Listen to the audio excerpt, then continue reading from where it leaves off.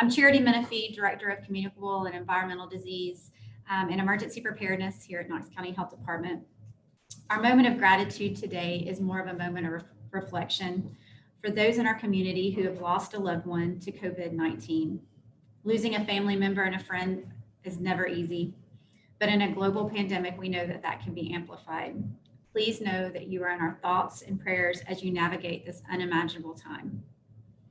And before we dive into the benchmarks, I want to spend a few minutes talking about testing. While we continue to test anyone who would like to get tested at KCHD, we really want to encourage people to remember that testing is not prevention. It is just a snapshot in time. A negative test doesn't keep you from getting the virus next week, next month, or even tomorrow. If you are worried you may have COVID-19, we encourage you to please stay home. If you get tested and are symptomatic, please continue to stay home until your test results come back, which could be a week or even more, given the lab capacity lags. We know this can be difficult, but it is critical in preventing the spread. Now we'll move into the local situation. We have 1,814 confirmed cases of COVID-19 in Knox County. Additionally, we have 72 probable cases. 893 of our cases have recovered, giving us 906 active cases. 141 individuals have been hospitalized at some point in their illness, and 45 Knox County residents are currently hospitalized. We're sad to report that we had an additional death due to COVID complications today, bringing our total to 15. Once again, our thoughts and prayers are with that individual's family. Now we will continue to transition to the benchmarks. As a reminder, for the majority of our benchmarks, what we want to see is no 3-day statistically significant shifts within a 2-week time period. Every day we look back at the previous 2 weeks, that's what a rolling average is. Overall, what we mean by this is we are trying to see, are things getting better, staying the same, or getting worse? And if so, how much better or worse, and at what rate? We will now put up the data. And as a reminder, all of this data that we are going to talk about is on our website. You can find it at covid.knoxcountytn.gov/case count. Moving to the first benchmark, sustained reduction or stability in new cases for 14 days. To illustrate this benchmark, we have a graph that shows previous cases, new cases, and the growth rate over time. We have seen consecutive days of red flags and a significant continuous increase in new cases, with our largest daily increase yet reported yesterday with 118 new cases. This causes us to represent this traffic light as red. This is a concerning trend and one that we've seen over the past several weeks. It further reiterates that this virus is still very present in Knox County and the critical importance of following the 5 core actions. Our second benchmark, community-wide sustained and increased diagnostic testing with consistent or decreased test results reporting turnaround time. For this benchmark, we are utilizing 2 bar graphs, one that shows a sample of the tests conducted for Knox County residents and another for the average time between specimen collection and lab report data. This week, this benchmark represents some challenges because there is a much greater lag time between tests that are being conducted and when they are being reported to us. As we mentioned earlier this week, we are experiencing lab delays for what could be multiple reasons. We are seeing an increase in the volume of testing and availability of testing supplies and changes in lab processes by, for example, from AEL that we talked about previously. The lab that we are currently contracted with are among some of the potential reasons. It's important to know that this is not just a local challenge, it is a statewide and national issue. The demand is incredibly high, and labs are working around the clock to get the test processed and provide notification to public health. However, because of this backlog, we are seeing a delay in receiving results, sometimes up to 10 or more days after specimen collection. Therefore, due to this delay, we likely do not have all the tests reflected in the lag time graph or the number of tests conducted graph. Because of those reasons, we are representing this benchmark as red. As a quick note, we have used other labs in the past that are no longer able to support our testing for several reasons, some of which includes other clients or having higher demand or an ability to get adequate testing supplies. We are currently reaching out to other labs in an effort to diversify our lab partners. We hope this might help cut down the lag time for our testing here at KCHD, and we will keep you apprised of any changes.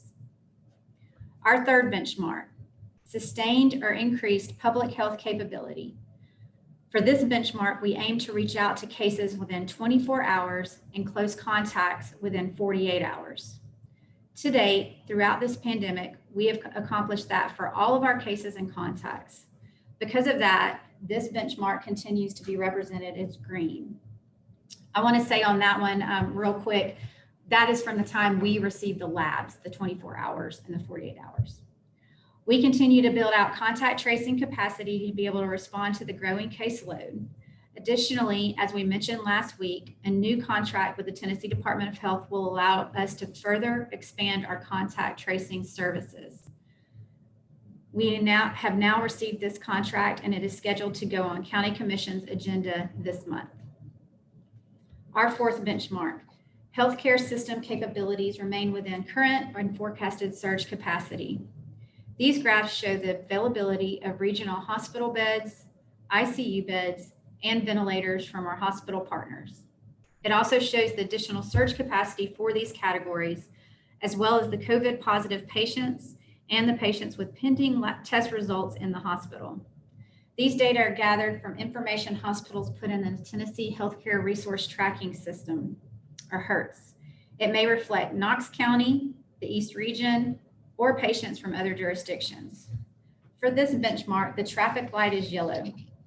We did experience days of statistically significant increases regarding positive patients, ICU patients, and ventilated patients. After speaking with our hospital partners, they stated their benchmark should be represented as yellow. The hospital systems continue to meet at least weekly, assess the situation, and plan their response together. As always, decisions regarding how to classify this benchmark as green, yellow, or red are made in concert with our hospital partners, as well as taking all of the data into consideration. Our fifth benchmark, sustained or decreased COVID-19 related death rate for identified positive or probable cases. For this benchmark, we show the chart that details cases, hospitalizations, and deaths. This benchmark is represented as red because we have seen a statistically significant increase in deaths. In the past 2 weeks, we have seen an increase of 9 deaths, and our case fatality rate has nearly tripled from 0.28% to 0.77% among all cases. We are working on a different way of showing the data for this benchmark, and we hope to have that available on our website soon. Before we open it up for other questions, we just want to say that we know that compared to other jurisdictions, some of our metrics may look low, which is a good thing. However, what we are concerned about is the rate at which our metrics are rising. And we're seeing that across the board. Increased cases today results in increased hospitalizations in a week or two, and that'll be followed by increased deaths. Given the rate at which things are increasing, when we think of what those numbers could be in the near future, we are very concerned. This is something that we are continuing to keep our eye on, and it's why we continue to stress the 5 core actions. So again, physical distancing, staying at least 6 feet away from each other, wearing a mask when you cannot do that, when you're out in public, washing your hands frequently, staying home when you're sick, and then frequently disinfecting surfaces. We know there can be tremendous positive impact if everyone follows this guidance. I'll now open it up for questions. All right, the first question we have is from Brian Hornback. He says, this is from a reader. How many of our Knox County deaths were hospitalized at the time of death, and has any of them died at home?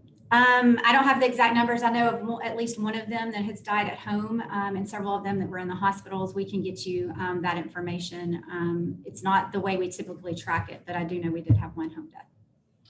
From Scott Barker with Compass, what were the ages and genders of the 2 fatalities since Monday? Yesterday's death was a 94-year-old male, and today's death was a 56-year-old male.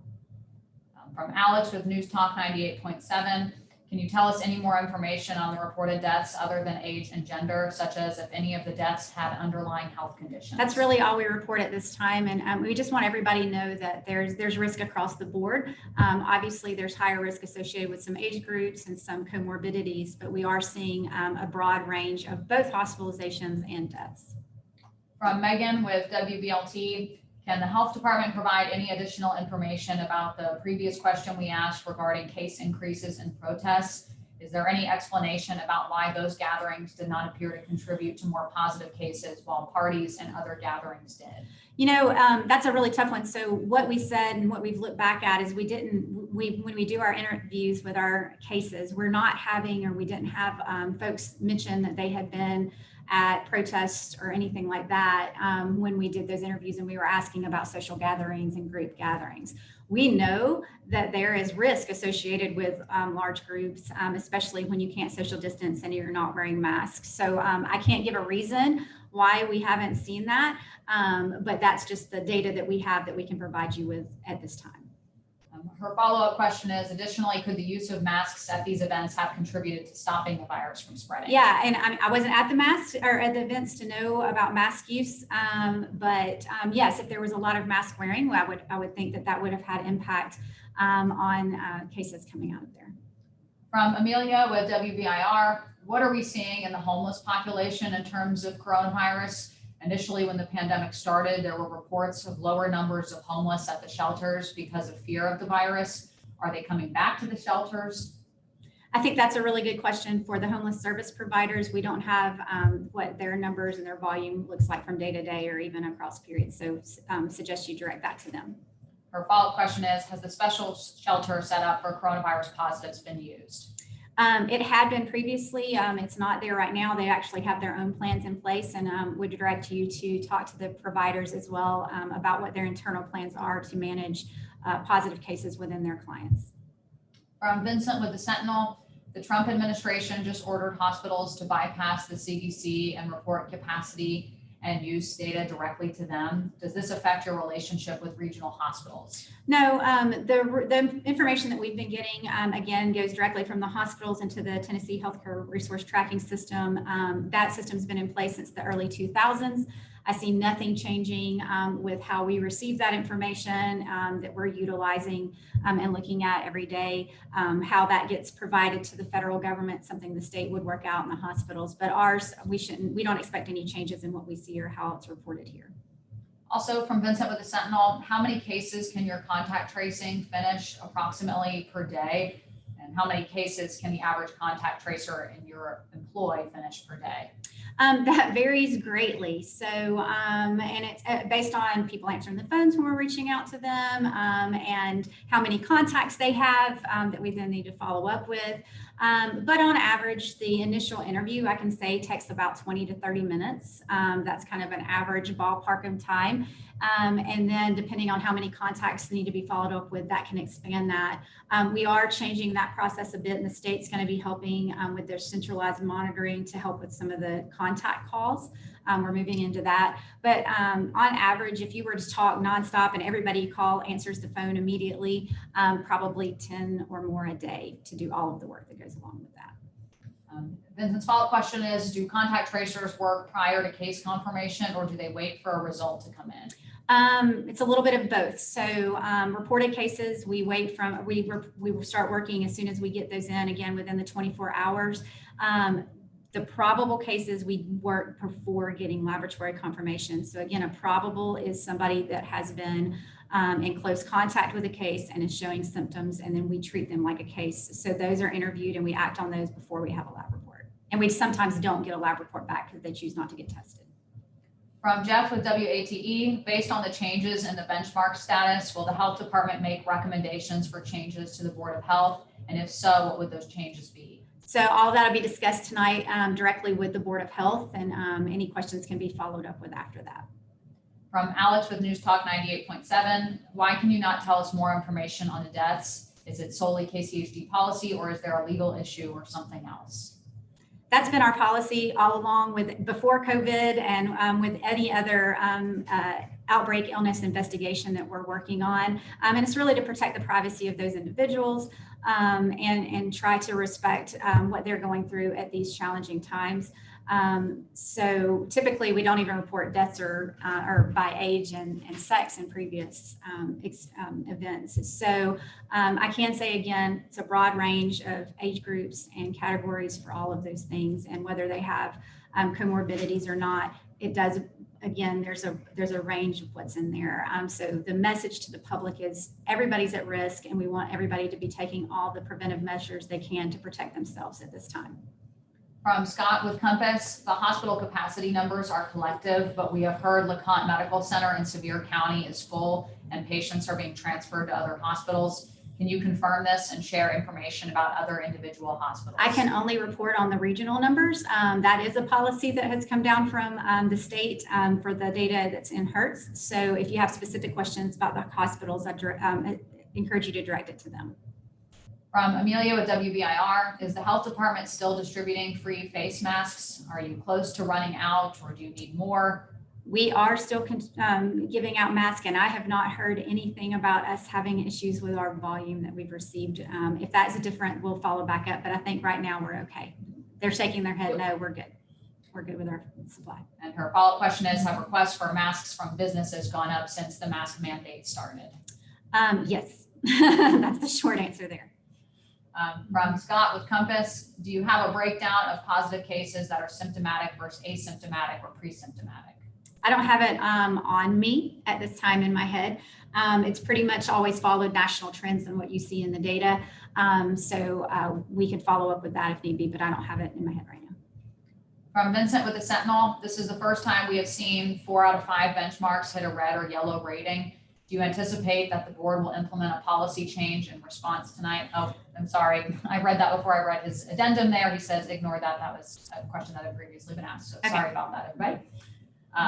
Let's see. Jeff with WATE, can you elaborate on our hospital capacity, ICU, vent capacity? We're at a yellow light. Has there been any discussion of revisiting plans for alternate sites like the Expo Center?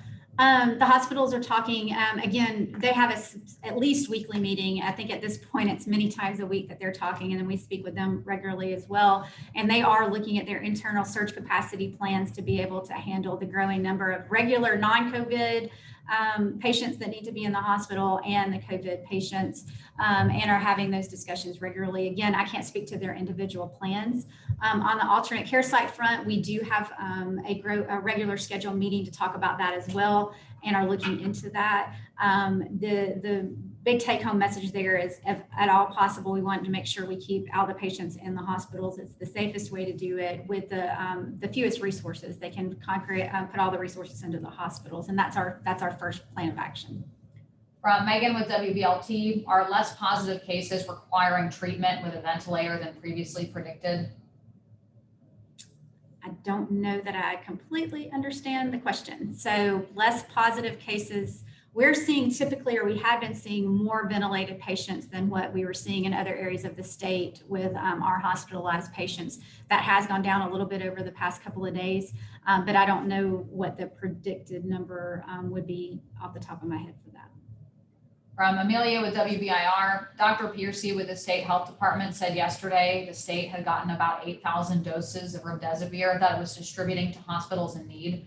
Do you know if Knoxville area hospitals are getting it and if it's making a difference yet? We are not aware of exactly how that's being distributed to them. It's something we've asked about and are looking into more, and the hospitals were actually interested in finding out more about how that was going to be distributed when we spoke to them at the end of last week. So more information to come there. From Vincent with the Sentinel, has the Knox County Health Department been tracking cases post-recovery? I ask because there are emerging reports of chronic complications from COVID-19, and I would like to know if this is something that KCHD is tracking. No, we're not tracking that at this time. I've seen the same reports, but it's not something that we have the capacity to do in the middle of the pandemic as well. From Jeff with WATE, can you provide us any new numbers on mask complaints? education calls, any citations so far? I can give you some broad information. Since July 6th, we've received 122 complaints for non-food establishments and 151 for food establishments. That's since the mask mandate went into effect, and that is almost all of those are mask related. And I don't have the exact number, but education is always the first step to follow up with those facilities. Any other questions, please go ahead and submit those now.